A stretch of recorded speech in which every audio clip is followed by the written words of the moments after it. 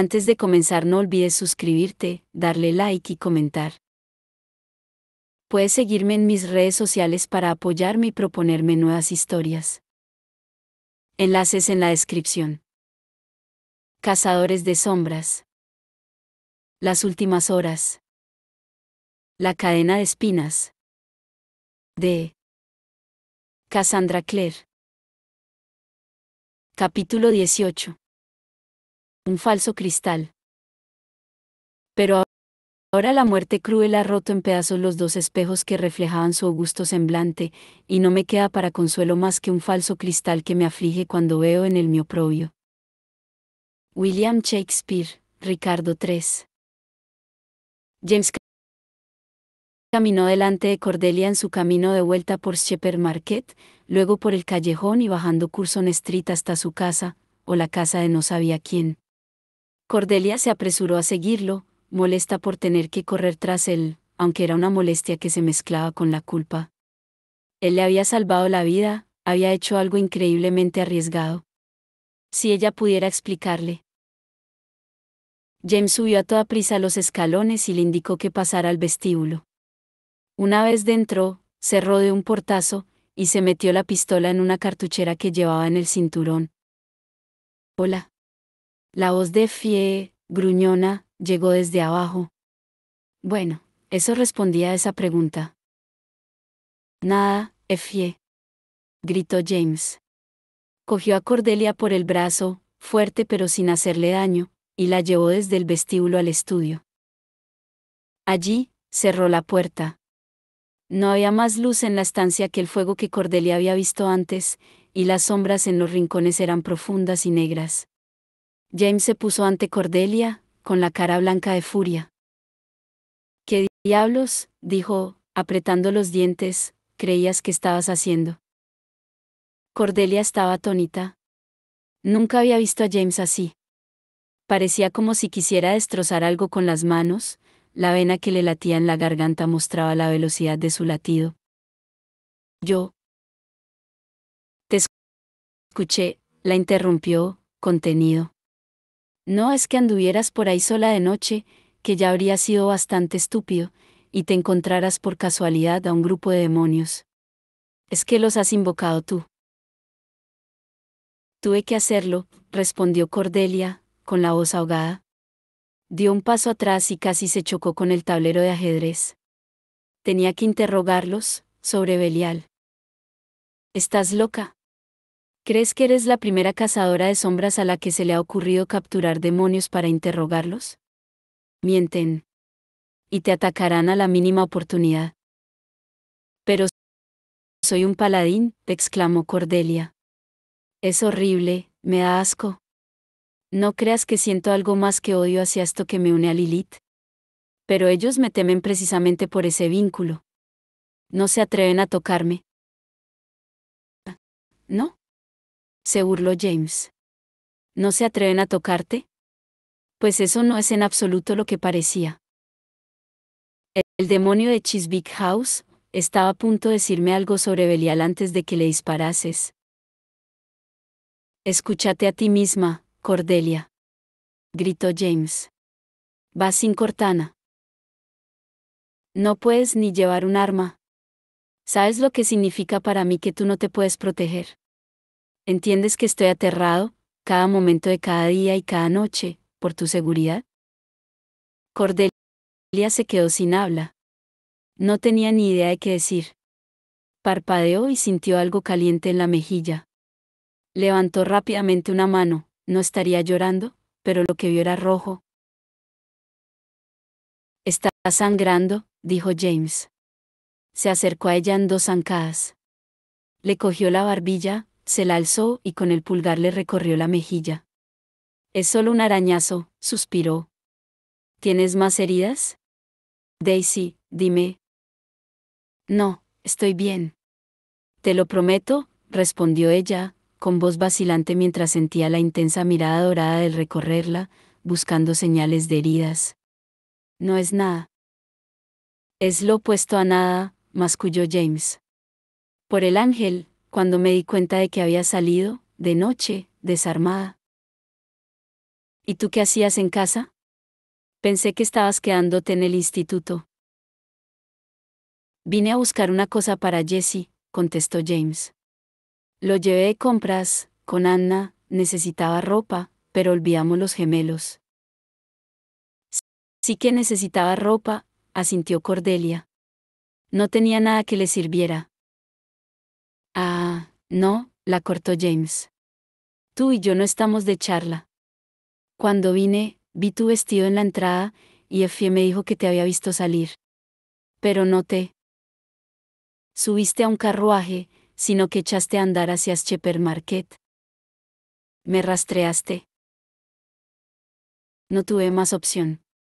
Y luego vi que había sido a donde tu padre murió, dijo, tras un momento. Pensé. Me temí. Que yo también quisiera morir. Susurró Cordelia. No se le había ocurrido que él pudiera pensar eso. James, puedo ser imprudente, pero no soy autodestructiva. Y me pregunté si te habría hecho tan desgraciada como para llegar a eso. He cometido muchos errores, pero en ningún momento quise herirte.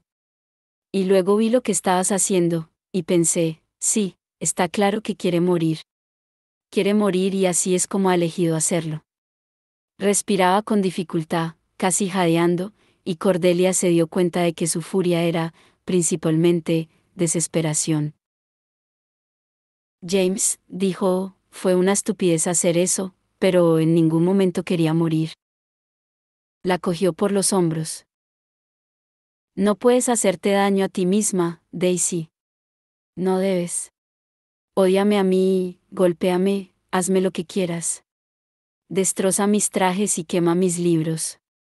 Rómpeme el corazón en pedazos y espárcelos por toda Inglaterra. Pero no te hagas daño a ti misma, la atrajo hacia sí, de repente, y la besó en el pelo y la mejilla. Ella lo cogió de los brazos, metiendo los dedos en sus mangas, sujetándolo contra sí. Juro por el ángel, continuó él, a media voz, que si te mueres, me moriré y te perseguiré. No te daré paz. La besó en la boca. Quizá no iba a ser más que un beso rápido, pero ella no pudo evitarlo, le devolvió el beso. Y fue como respirar aire fresco tras haber estado atrapada en el subsuelo durante semanas, como salir a la luz del sol desde la oscuridad. James la cogió por la cintura, y la apretó contra sí, sin dejar de besarla. Ella lo había besado antes, y siempre había sido sobrecogedor, una experiencia que le desbordaba los sentidos. Pero había algo diferente en ese beso, nunca había sentido una desesperación tan desenfrenada en él, una mezcla tan ardiente de necesidad, furia y amor, un remolino que parecía levantarla por encima de la atmósfera, donde apenas podía respirar. Se apoyaron contra la pared. Ella le hundió las manos en el oscuro pelo, suave y conocido. Él le mordió el labio inferior, haciendo que un temblor de exquisita agudeza la recorriera entera antes de suavizar el mordisco con la lengua. Ella profundizó el beso, el dulce calor de él era como miel caliente, y el gemido que consiguió despertar en él fue pura gratificación. Besarlo era como viajar, algo emocionante y desconocido, y al mismo tiempo, era como volver a casa. Lo era todo. Daisy, susurró él contra su boca, haciendo que unos temblores deliciosos le recorrieran todo el cuerpo, un coro de chispas en cascada. ¿Tienes idea de cómo me sentiría si te pasara algo?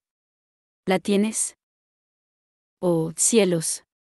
Era Fie, con su elevado pompador gris temblando por la sorpresa.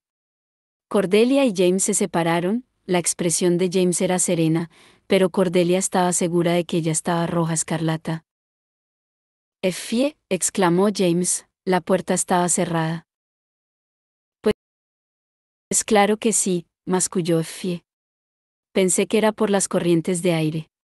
Además, ha llegado alguien. Bufó. Gente casada comportándose así. Vaya, nunca, en toda mi vida, he visto. Vaya. Salió corriendo. James se volvió hacia Cordelia, estaba hecho un desastre, sonrojado y desarreglado, con la boca roja de besarse. Daisy. No te vayas, me desharé de quien quiera que sea, puedes esperarme arriba. Pero ella ya estaba apartándose, mientras negaba con la cabeza. Había mantenido mucho tiempo encerrado lo que sentía por James, y solo con haber abierto una rendija de esa puerta, las olas de emoción la golpeaban. Tengo que decirte algo, dijo él, con la voz temblando. Mostrarte algo. Es demasiado, susurró ella. ¿Ahora mismo es demasiado? No puedo. Su expresión se entristeció y respiró con fuerza. Deseaba desesperadamente decirle que lo esperaría arriba, lo deseaba desesperadamente a él, era como una especie de locura. Todo el cuerpo le gritaba, quédate con él, tócalo, déjalo amarte. Pero esperarlo arriba era lo que estaba haciendo cuando lo vio con Grace. No podía revivir esa experiencia. Y no podía confiar en su propio cuerpo. ¿Sabía bien eso? Mañana, dijo. Hablamos en la fiesta. Él se limitó a sentir. Cordelia se cogió las faldas y salió corriendo de la habitación, y casi se chocó en la entrada con un sorprendido Jesse Blackton en su precipitada huida. Jesse, dijo James, bueno. Hola. No te esperaba. Jesse arqueó las cejas. James había esperado un poco antes de dejar el estudio, para tener tiempo a recomponerse.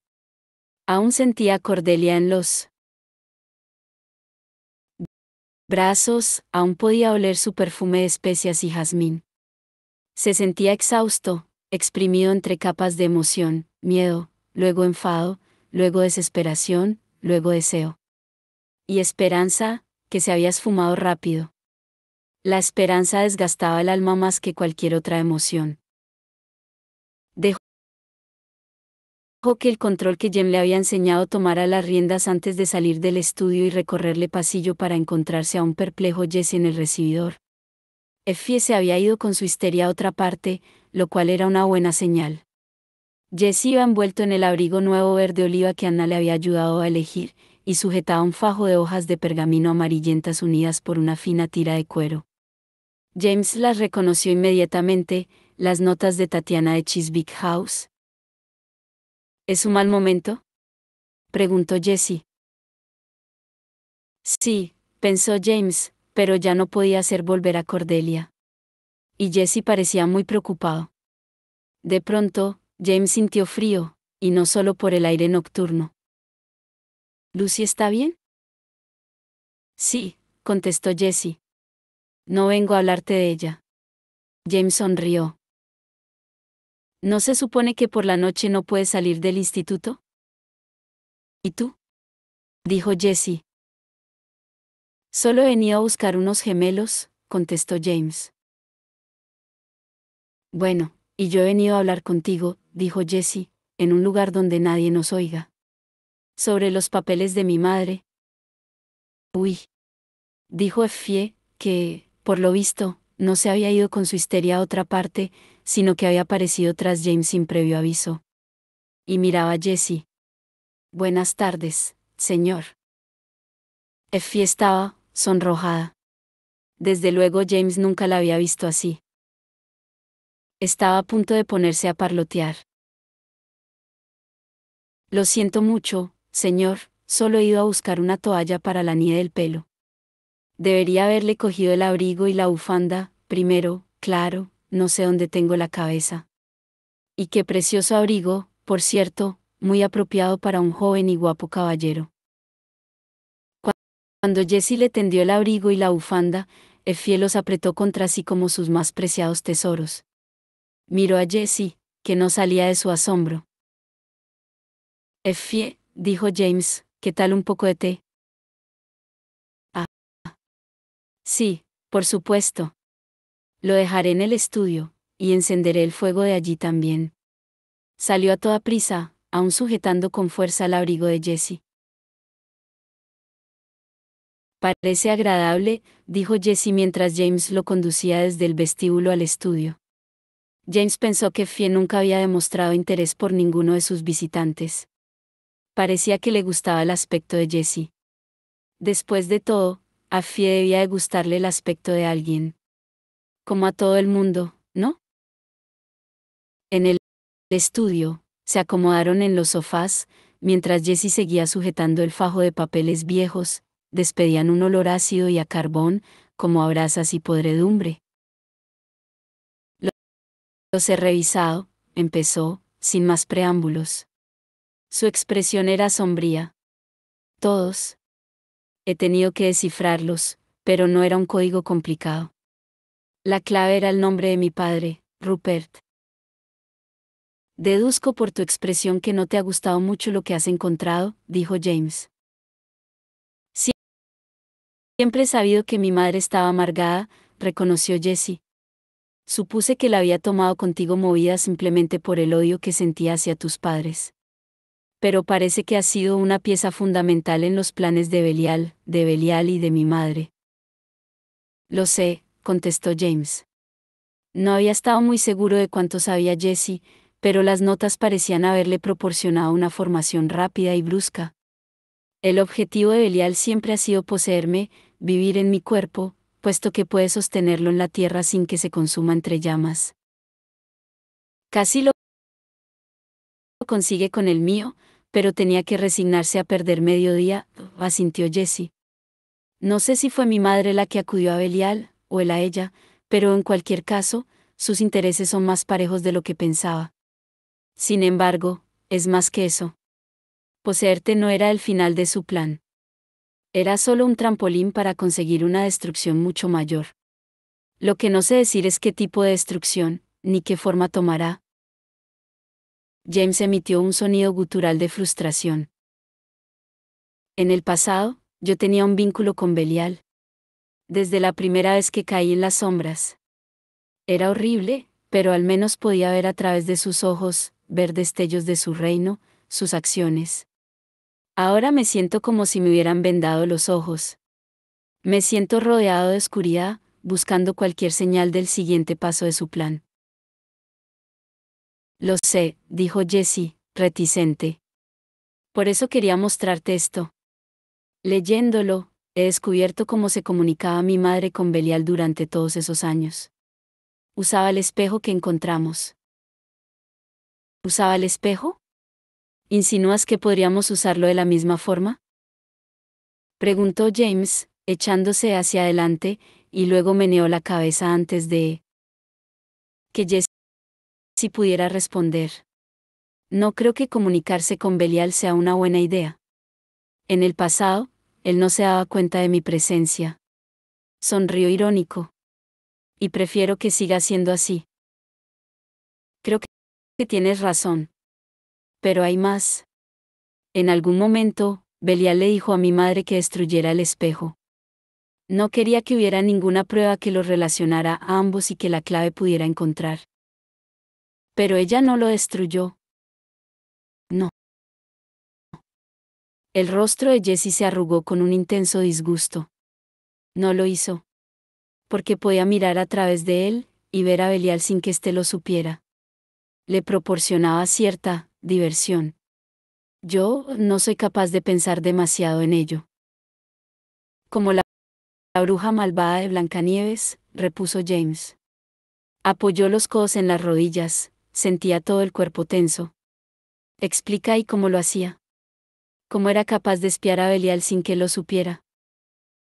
Jessie asintió. Sí que lo cuenta. ¿Y es algo que nosotros podamos hacer? Quizá. Es algo que no debemos hacer. Pero James ya se había levantado y acercado al escritorio más cercano. Necesitaba papel y pluma, necesitaba unos cuantos peniques para Neddy, necesitaba pensar qué decir. Jessie lo observaba en silencio, con el aspecto de alguien que acaba de dar una noticia que hubiera deseado no saber. Tras haber localizado una pluma, James empezó a escribir 3 notas. Jessie, ¿vendrás mañana a la taberna del diablo? Para hablar de todo esto con los alegres compañeros. ¿De verdad vamos a hablarlo? Preguntó Jessie. ¿O simplemente vas a seguir adelante y usar el espejo? James volvió la cabeza para mirar a Jessie. ¿Y tú preocupándote por si encajarías en el enclave de Londres? A pesar de sí mismo, a pesar de todo, se dio cuenta de que estaba sonriendo. Es como si nos conocieras desde siempre. El día amaneció soleado y muy frío. El fuego en la habitación de Letty se había apagado en algún momento de la noche, y se despertó hecha un ovillo bajo la fina manta de lana. Tembló, y no solo por los escalofríos. La tarde anterior, había llegado un hermano silencioso y su presencia la había inquietado mucho más de lo que se había imaginado. Los cazadores de sombras ya la habían avisado, pero ni siquiera fueron la boca y los ojos cosidos lo que más la había angustiado, sino la sensación extraña y terrible que desprendía. El hermano había llegado en medio de un golpe de aire frío, y se había quedado quieto en el recibidor helado mientras Pangborn le explicaba lo que había pasado, y le comunicaba que Tatiana Blackthorne estaba encerrada en el santuario. Letty sabía que los cazadores de sombras podían oír a los hermanos silenciosos en sus mentes, pero que los mundanos, no. Supuso que Pangborn podía oír al hermano Levaim en esa forma extraña y silenciosa. Pangborn se encogió de hombros y señaló el camino hacia el santuario, y el hermano silencioso se perdió por el pasillo sin emitir sonido alguno. Letty miró tímida al señor Pangborn. ¿Qué ha dicho? En tu cabeza, me refiero. Nada, respondió el anciano. Nada en absoluto. Miró severo a Letty. Mantente al margen de esto, añadió, son cosas de cazadores de sombras. Qué raro, pensó Letty. Tan raro que una hora después, se deslizó hasta el santuario y pegó la oreja a la gruesa puerta de roble. A través de ella, oyó ruidos amortiguados, debía de ser la anciana señora hablando, pensó, murmurando para sí, igual que el día anterior. Pero cuanto más escuchaba, más raros eran los ruidos. No parecía el sonido de una voz humana. Eran ruidos ásperos, guturales, y parecían pulsaciones, como si cada palabra fuera el latido de un corazón expuesto. Temblando y con náuseas, Letty se retiró lo más rápido que pudo a la seguridad de su dormitorio. El señor Pangborn tenía razón. Era mejor mantenerse al margen de todo el asunto y dejar que los cazadores de sombras hicieran lo que considerasen mejor. Sí. Mejor mantenerse al margen. Esa mañana, James y Jessie fueron andando juntos desde el instituto hasta la taberna del diablo, bajo un cielo cargado y prometiendo truenos. Los mundanos se apresuraban de un lado para otro, con los sombreros bien calados sobre los ojos y los hombros encogidos para resguardarse la tormenta que se avecinaba. Había algunas porciones de cielo azul visibles entre las montañas cubiertas de nubarrones negros, y el aire olía ligeramente a ozono y hollín. ¿Cómo está Matthew?, preguntó Jessie, con delicadeza, mientras entraban en la taberna. Un licántropo de aspecto sombrío estaba sentado a la barra, con todo el pelo de punta debido a la electricidad estática del aire. Pickles flotaba a la deriva, medio dormido, en su barril de ginebra. No lo he visto desde hace 2 noches, hemos estado turnándonos para cuidarlo, contestó James. Anna, Ariadne y Lucy también habían hecho turnos en los Bidby Mansions, razón por la cual, sin duda, Jessie sabía lo de Matthew. Cordelia era la única que no había estado. Matthew había pedido, categóricamente, que ya no lo viera en ese estado. Es valiente por su parte enfrentarse a la enfermedad. Muchos no lo hubieran hecho, dijo Jessie, mientras se acercaban a la vieja puerta llena de rasguños que custodiaba el santuario de los alegres compañeros.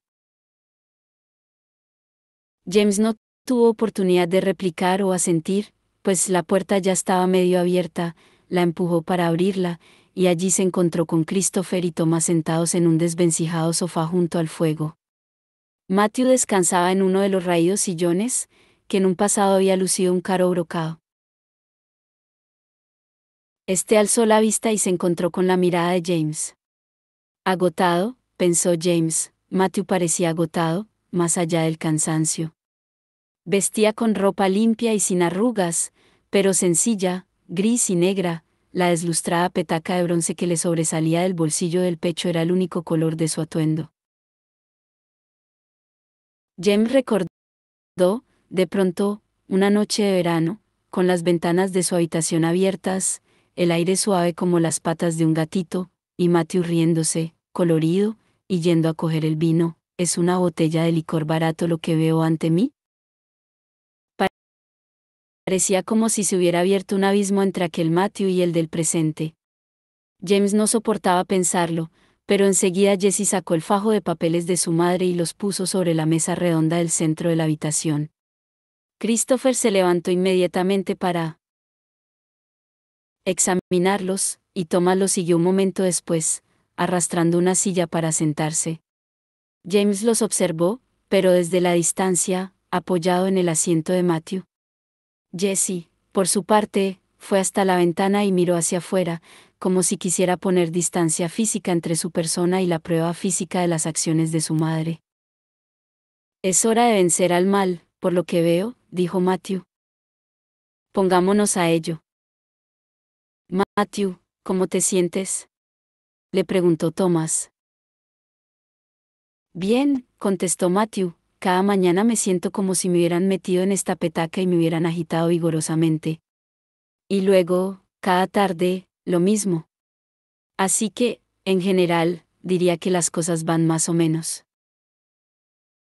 Está mejor, afirmó Christopher, sin levantar la vista de los papeles. Puede que no quiera admitirlo, pero está mejor. Matthew le dedicó una sonrisa a James, que reprimió sus ganas de revolverle el pelo. Fue un lejano reflejo de la sonrisa por la cual era famoso, pero ahí estaba. ¿Oyes eso?, preguntó Matthew, dándole un ligero codazo a James. Un científico dice que estoy mejor. Y lo estás, dijo James, tranquilo. ¿Vienes esta noche a la fiesta de Navidad?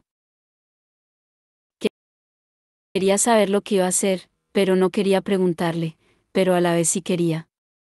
Una fiesta de Navidad significaba vino especiado y ponche, significaba gente brindando. Significaba beber.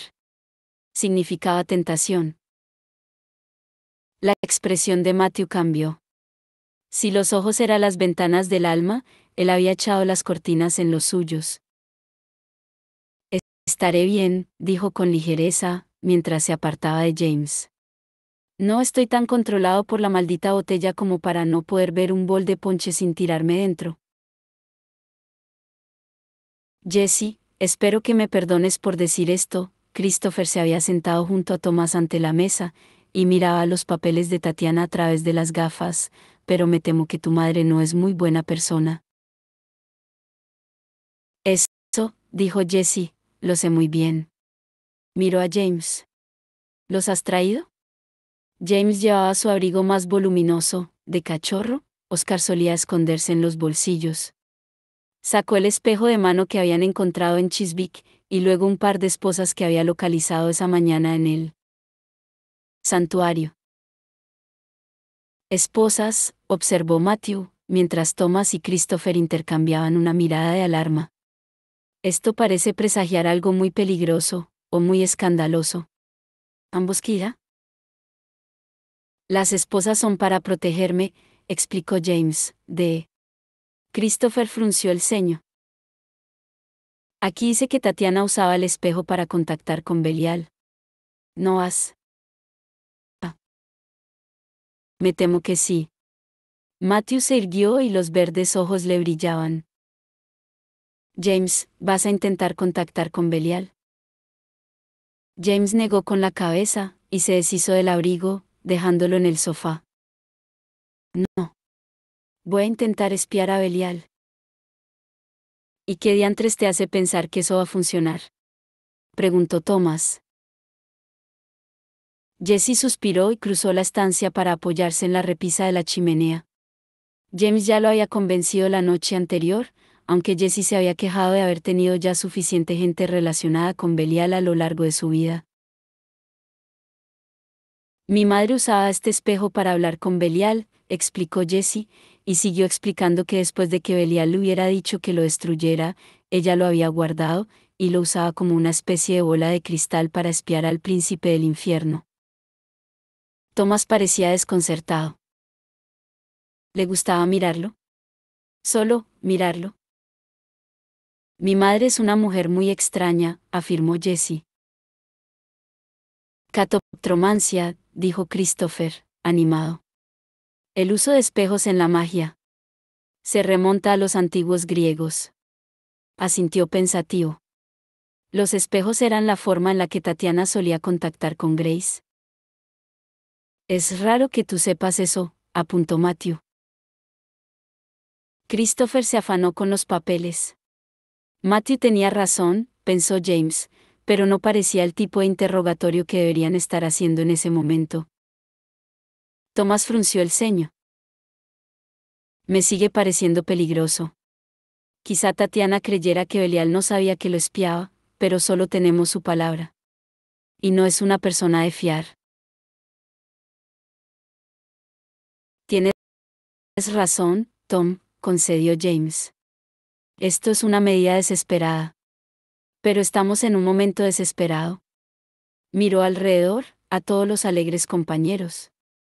A Jessie, que le había dado esa información a pesar de que no pensaba que fuera una buena idea, a pesar, incluso, de no querer recordar las acciones de su madre.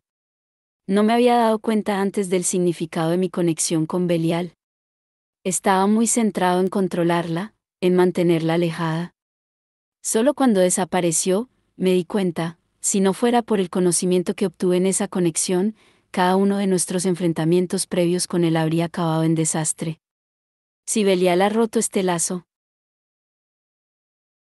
que teníamos, debe ser porque es mejor para él cortarlo. Lo que significa que sería mejor para nosotros ver, al menos, lo que está haciendo.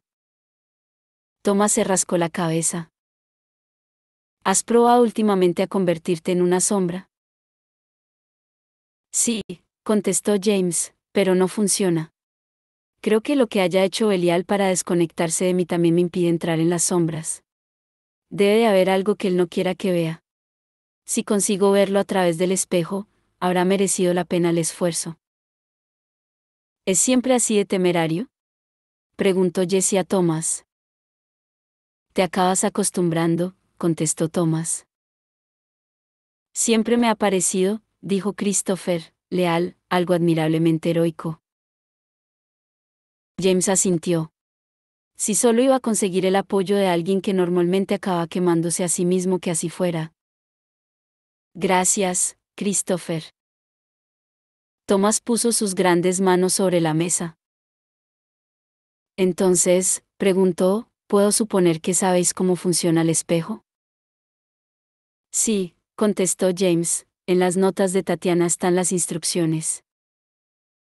Supongo que sí que merece la pena intentarlo, opinó Thomas. No, exclamó Matthew. James se volvió, sorprendido. Matthew estaba levantado, con los brazos cruzados y unas manchas rojas de enfado le teñían las pálidas mejillas. ¿Por qué estamos hablando de esta idea descabellada? James, no puedes arriesgarte así. Si Belial te ha dejado en paz, deja que sea así. Hubo un silencio sorprendido. De todos ellos, James era probablemente el más asombrado. Habría esperado que Matthew protestara hacía unos meses, incluso unas semanas, pero la furia y la negación que mostraba la voz de Matthew en ese momento lo pilló desprevenido. Matt, dijo James, Belial va a venir a por mí, quizá hoy no, pero pronto. ¿No sería mejor verlo venir, y tener alguna pista de sus planes? Cuando venga a por ti, te protegeremos, respondió Matthew. No permitiremos que te haga daño. No se trata solo de mí. Un montón de gente va a sufrir si él tiene éxito. Un montón de gente sufre a todas horas, replicó Matthew, pero no son tú. Lo sé, repuso James. Pero soy el único que puede hacer esto. El único que tiene una oportunidad de que funcione. No me gusta que sea así, Matt. Pero lo es. Matthew respiró profundamente. Pues explícalo. ¿Cómo usas el espejo? Pongo la espalda en la pared, explicó James con tranquilidad. Me esposáis a algo bastante firme, quizá la rejilla de la chimenea, seguro que no se ha movido en siglos. Miro en el espejo y visualizo el sello de Belial en mi cabeza. No sé si las esposas serán necesarias, pero no quiero verme arrastrado al reino de las sombras. Son una precaución. Bien, asintió Matthew. Bien, con una condición. De acuerdo, ¿el qué? Yo te estaré sujetando, dijo Matthew, todo el rato. Se mantuvo erguido, sin apoyarse en la silla, con el color iluminándole la cara. Le recordó a James al Matthew al que se había unido en la ceremonia de parabatalla hacía tanto tiempo, un Matthew que no parecía temerle a nada, ni a las sombras, ni al fuego. Sí, dijo James. Eso podemos hacerlo. Al final, James acabó sentado en el suelo al lado de la chimenea, con las piernas cruzadas de forma rara. Matthew se sentó junto a él, agarrándolo con fuerza por el cinturón.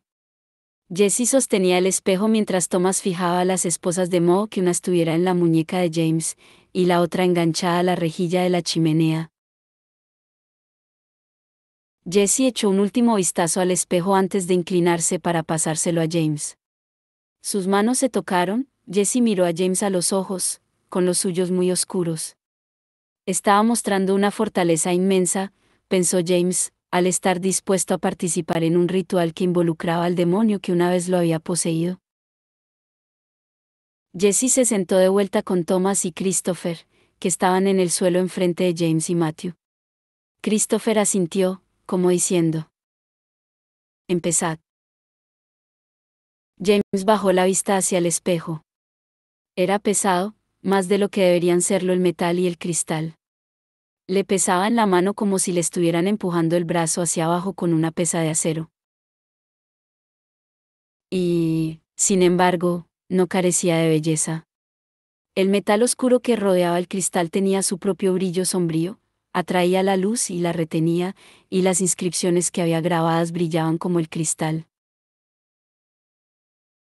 El espejo reflejaba su cara, de un modo oscuro, una versión sombría de sí con una mueca dura en la boca. Mientras miraba su reflejo, pensó en Jem, en lo que le había enseñado sobre controlar sus pensamientos. Imaginó el sello de Belial, el signo de su poder, se concentró en él, puso toda su atención, dejando que la imagen llenara el cristal. El espejo empezó a vibrar y zumbar. El cristal pareció convertirse en mercurio, una sustancia líquida y plateada. Una sombra salió de él, expandiéndose y elevándose, hasta que James dejó de ver a Matthew, a pesar de seguir notando su mano agarrándole el cinturón. Solo podía ver sombras, que seguían creciendo, hasta que contempló un mundo de sombras, iluminado por la luz de estrellas desconocidas. Y en esas sombras estaba Belial, sentado sobre un trono que James ya había visto, un trono de marfil y oro, enorme, tanto que hasta Belial parecía pequeño en él. Aunque era evidente que se había creado para un ángel, Belial lo había mancillado con su sigilo. El símbolo, puntiagudo y de aspecto cruel, estaba grabado por todo el marfil y el mármol, y sobre los escalones dorados que conducían hasta el asiento. James respiró hondo y notó que la mano de Matthew lo agarraba con más fuerza.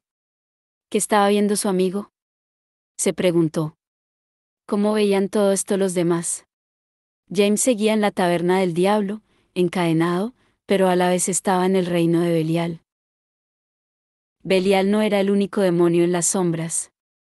Rodeándolo, arrastrándose a sus pies, gateando al pie del trono, había un remolino de demonios del tamaño de lechones, con aspecto de gusano, encorvados, reptantes y de piel gris, apenas tenían rasgos, salvo un par de ojos verdes brillantes. Demonios quimera. Belial se alzó y bajó los escalones del trono. No parecía ser consciente de que James estaba observándolo.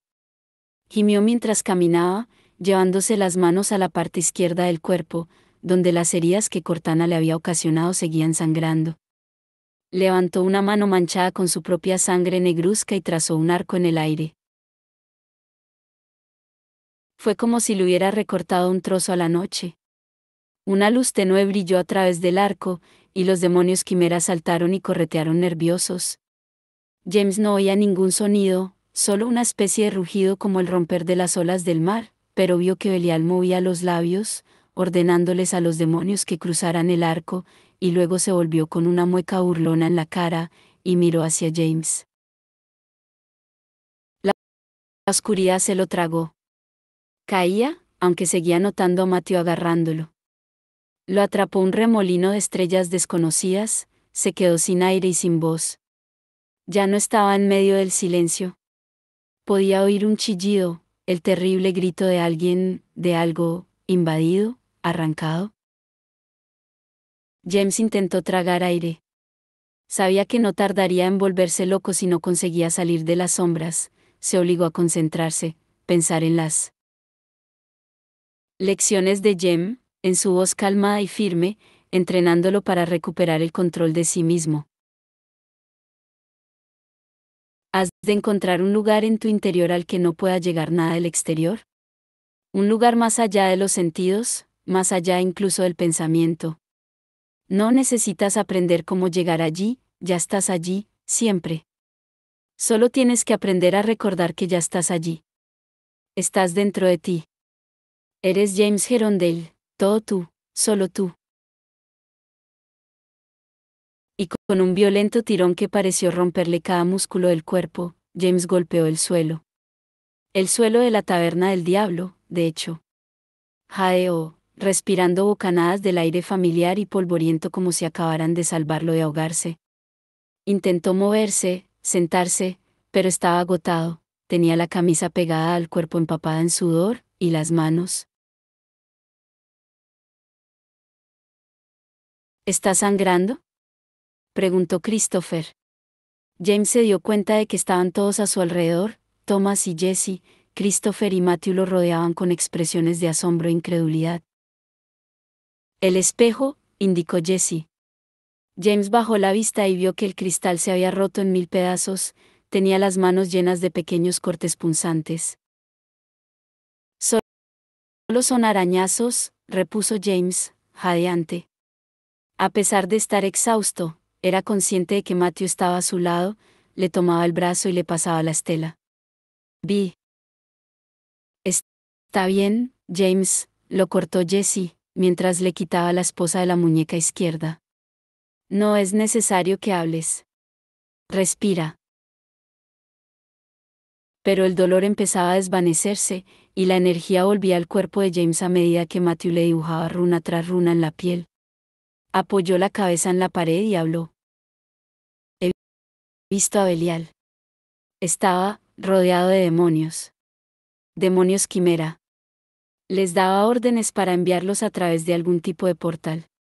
No sabría decir dónde. Cerró los ojos. Pero los demonios quimeras son simbióticos, dijo Christopher, desconcertado. Tienen que poseer a alguien para desarrollar todo su poder. Si no lo hacen, son fáciles de vencer, añadió Thomas. ¿Qué sentido tiene crear un ejército con ellos? James pensó en los gritos que había oído en el vacío, la agonía, y la terrible sensación de invasión. Creo que precisamente los está enviado para poseer a alguien, dijo. Y parecía que eran muchos, levantó la vista hacia sus amigos. Pero, ¿quiénes podrían ser? Había pasado un día entero desde que el hermano silencioso había llegado, y Letty Nance no podía dormir. Su habitación era pequeña y estaba bajo los aleros del instituto, así que cuando el viento soplaba, oía el silbido a través de las tejas rotas. Su diminuta chimenea a menudo se atascaba con el hollín, y el humo llenaba el dormitorio como el aliento de un dragón. Pero nada de esto era lo que la mantenía despierta. Cada vez que cerraba los ojos, oía las voces que había captado a través de las puertas del santuario. Las palabras suaves, sibilantes que parecían pulsaciones y que no entendía. Es Sanjilarsat. Bemotabli Kalel. Belial Nicoaram. Se dio la vuelta, y se presionó los ojos con las manos. Le latían las sienes. Belial Nicoaram. Sintió el suelo frío bajo los pies. Se encontró caminando hacia la puerta y agarrando el pomo. La puerta crujió al abrirse y el aire frío del corredor la golpeó. No lo notó. Bajó la escalera de caracol. Bajaba y bajaba hacia la oscura nave de la vieja iglesia. Hasta la cripta. Belial Nicoaram. Leti Nicoaram. Kale Saktar. Ven, Leti. Te estoy llamando, Leti. La puerta está abierta. Y ciertamente, la puerta del santuario no estaba cerrada con llave. Leti la abrió y entró. Se encontró con un extraño retablo. El hermano silencioso se hallaba de pie bajo la luz de una lámpara de aceite, con la cabeza inclinada hacia atrás en un ángulo antinatural. Tenía la boca abierta hasta el máximo que le permitían los hilos que la cosían, y de ella salían más de esas palabras, esas chirriantes y terribles palabras que la paralizaban y tiraban de ella, como si estuviera atrapada en alquitrán. Esan Sat. Bemotabli Kalel. Belial Nicoaram. Eidolon. A sus pies, yacía el cuerpo de Albert Pangborn. Había muerto en pijama, con el frontal de la camisa rasgado, mostrando la carne roja y el hueso blanco, como una boca abierta. Bajo él, la sangre empezaba a formar un charco. Y aún así, Leti no pudo huir. En la cama de metal, se hallaba sentada la mujer vieja, Tatiana Blackthorne. Los ojos, que se le habían vuelto negros como la tinta, se fijaron en Leti, y empezó a sonreír. Leti no dejaba de mirar mientras la boca de Tatiana se abría y se abría más allá de las posibilidades de una mandíbula humana. Del interior de la mujer salió un sonido chirriante y sordo. Sonaba como una risa, que vibraba desde lo más profundo de su pecho. Tengo que huir, dijo una parte pequeña y enterrada de Leti. Tengo que salir de aquí. Pero no pudo moverse. Ni siquiera cuando la piel de la mujer se partió y su cuerpo empezó a cambiar tan rápido como si estuviera derritiéndose y convirtiéndose en otra cosa.